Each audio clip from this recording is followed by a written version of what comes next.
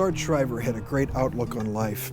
He said once, "It is well to be prepared for life as it is, but it's better to be prepared to make life better than it is." As the architect of President Lyndon Johnson's war on poverty, Sarge Shriver made life better than it was for thousands of our country's most vulnerable kids and families. Today, the Sargent Shriver National Center on Poverty Law carries on that tradition that Sarge started over 50 years ago. It's a tradition of public service, and it's deeply rooted in a commitment to social justice. By expanding the capacity of public interest lawyers and legal aid attorneys, the programs at the Shriver Center give a voice to those in our justice system who may have lost their homes or their jobs. Through a combination of legal advocacy, policy development, and communication, the Shriver Center is on the front line, aggressively attacking issues related to poverty.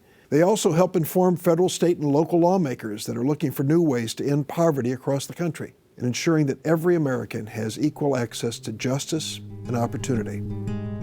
In 2005, the city of Joliet, Illinois, sought to condemn the Evergreen Terrace development on the riverfront.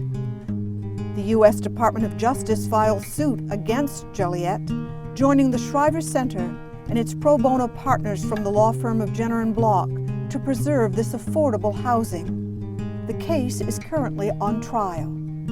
What I love and value about living at Evergreen is the community, first of all. We're like family, and I like these people. I consider them my family.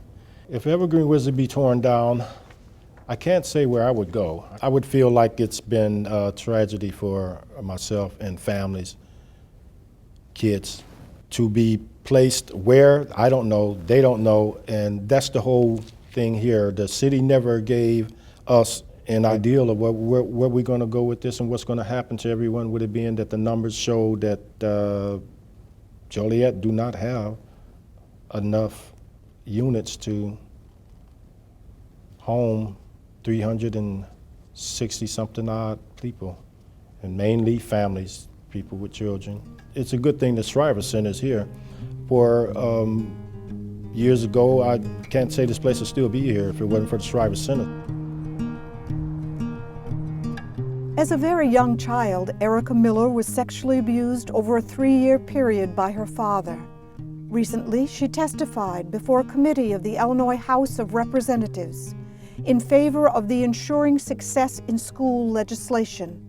The aftermath of these experiences basically affected my school. Like when I was in class trying to concentrate, I couldn't concentrate because I would feel like the assault was happening to me all over again. I would freak out whenever my mom left me because my perpetrator told me that if I told anyone what he did to me, he would kill my mother. The first school I went to, junior high, wouldn't allow the counselor to come to school when I was in school to counsel me. And there was one incident in school where I was having a flashback, and the teachers were like, "What's wrong with this student?" And they sent me to the principal's office, and I was locked in a closet. School kicked me out, expelled me, and so I was homeschooled.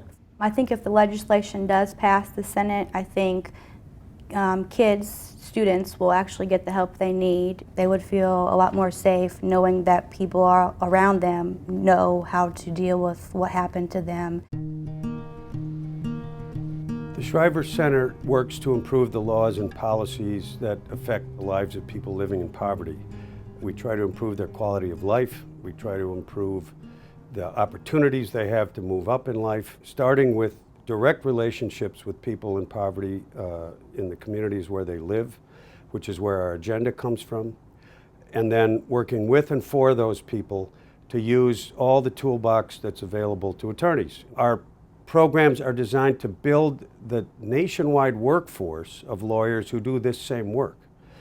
We have communications program that provide up-to-the-minute information and advocacy advice, and then we have a training program meant to bring the skills needed to do this kind of work to lawyers across the country.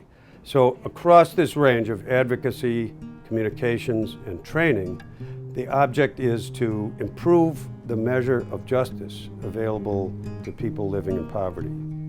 The Clearinghouse Review is a resource for public interest lawyers. Elise Brown, a lawyer with MFY Legal Services in New York, supervises MFY's foreclosure prevention project.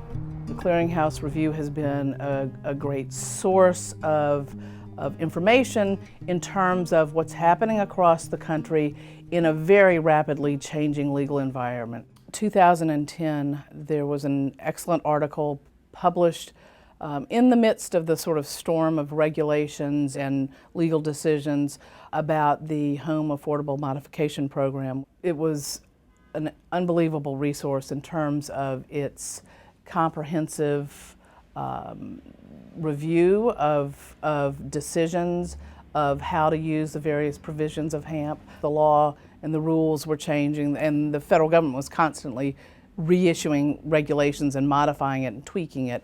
And the article sort of was able to stop and capture a very wide view of the moment in time that we were all struggling with this program. We call on Shriver Center leaders. Equal justice leadership is central to the Shriver Center's mission. One way the Shriver Center does this is through the Leadership Academy. I have found myself thinking a lot more strategically and thinking a lot more big picture than I do on a daily basis of just, this is what I have to get done in my workday. And part of that was watching the video on Sergeant Shriver and learning that history and sort of the history of civil legal aid. And it really brought me a sense of my place, a little bit of that history. And I didn't know that before. And we've got an incredible cohort of students who are all thinking about and talking about these issues together. It's one thing to read a great book or get a summary of a study about how, disparate impacts of a policy, but to do that same work with a group of people that are geared towards both wanting to understand and also wanting to find creative solutions to that. There's something amazing, and the energy that's in the room when we're talking about those issues together, it's incredible. The Child Care Assistance Program provides child care subsidies to families most in need. Not only does it help children and families with child care issues, families so that they can have peace of mind that their children are in safe and quality settings. For children, the opportunity to have joyful learning. Parents are working, are going to school, and need the child care in order to continue and improve their life. Without the Shriver Center helping and being on the forefront, along with other advocates, to fight for child care subsidies, families would be bereft.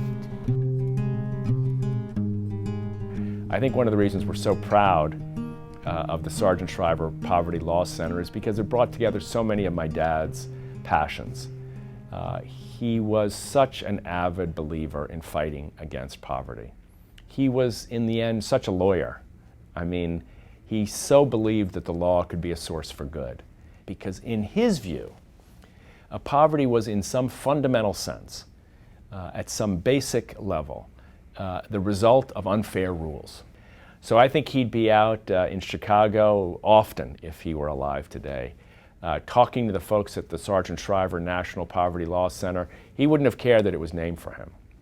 He was proud of that. But he would care that there were lawyers, idealistic, powerfully motivated, smart, intelligent, hardworking lawyers who were thinking about inequality, who were thinking about the way the rules are set, who were thinking about changing them, so that those people who have the greatest challenges have at least an equal chance at the kind of future that the country should promise everyone, an equal opportunity future.